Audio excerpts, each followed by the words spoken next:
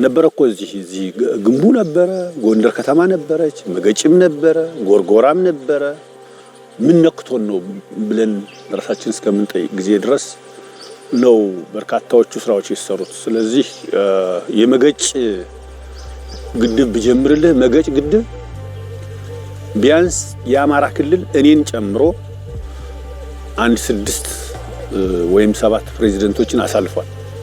የመጣን እንጎበኛዋለን፣ ያው ፎቶ እንነሳለን፣ በመዘግየቱ እንቆጫለን። ግን ደግሞ ፕሮጀክትን ጀምሮ የመጨረስ ችግር ኤክስኪዩት የማድረግ ችግር ስለነበረብን ያ ፕሮጀክት በሚገባው ልክ በወቅቱ አላለቀም። ከባለፈው 1 ዓመት በኋላ ክቡር ጠቅላይ ሚኒስትራችን ባስቀመጡት አቅጣጫ መሰረት የመገጭ ግድብ ዛሬ የተሻለ ደረጃ ላይ ደርሶ ውሃ መያዝ ጀምሯል። ውሃው የሚያርፍበት ቦታ ተለይቷል።